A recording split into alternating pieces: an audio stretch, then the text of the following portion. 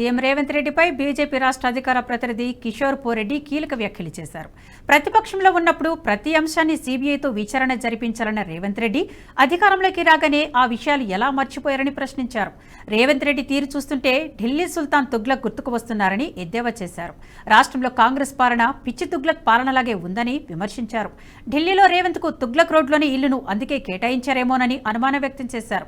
Phone tapping వ్యవహారంలో అసలు సూత్రధారుల పేర్లు బయటకు వచ్చినా ఎందుకు వారిని అరెస్టు చేయడం లేదని ప్రశ్నించారు. రేవంత్ రెడ్డి కుటుంబ సభ్యుల ఫోన్లు కూడా ట్యాప్ చేసినా విచారణ విషయంలో ఎందుకంత సీరియస్ గా వ్యవహరించడం లేదని ప్రశ్నించారు.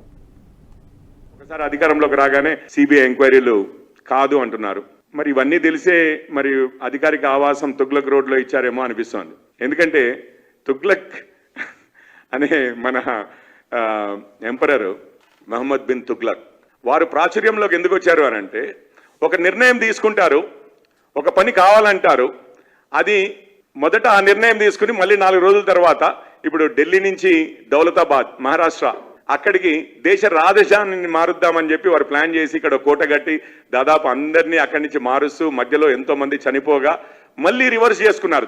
రివర్స్ చేసుకుని మళ్ళీ ఢిల్లీలోనే మన దేశ రాజధాని అన్న టైప్లో, వారి రాజ్య రాజధాని అన్న టైప్లో మళ్ళీ వెనక్కి వెళ్ళారు. ఒక నిర్ణయం తీసుకుంటారు, దానికి 4 రోజుల తర్వాత మళ్ళీ ఎగ్జాక్ట్లీ ఉల్టా పని చేస్తూ ఉంటారు. అందుకనే వారికి తుగ్లక్, పిచ్చి తుగ్లక్ అనే పేరు వచ్చింది. ఇప్పుడు కాంగ్రెస్ వైఖరి చూస్తుంటే కూడా మన రాష్ట్రంలో అంతకుముందు అన్నిటికీ సిబిఐడి ఎంక్వైరీలు కావాలనేవారు ఈరోజు అసలు కేటీఆర్లు ఎందుకు అడగట్లేరో సిబిఐ ఎంక్వైరీలు అని చెప్పి ఆశ్చర్యం వ్యక్తం చేస్తున్నారు.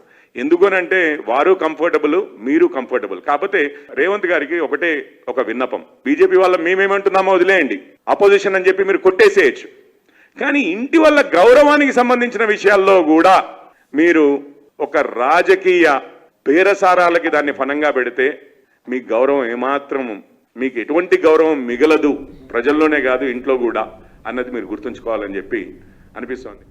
ఈ వీడియో మీకు నచ్చినట్టయితే లైక్ చేయండి, 10 మందికి షేర్ చేయండి. అలాగే కామెంట్ల రూపంలో మీ అభిప్రాయాలను మాతో పంచుకోండి. Nationalist hub group of channels ను సబ్స్క్రైబ్ చేసుకుని తెలుగునాట జాతీయవాద జర్నలిజాన్ని ప్రోత్సహించండి. ఈ వీడియో కింద ఉన్న బెల్ ఐకాన్ పై క్లిక్ చేయడం మర్చిపోవద్దు.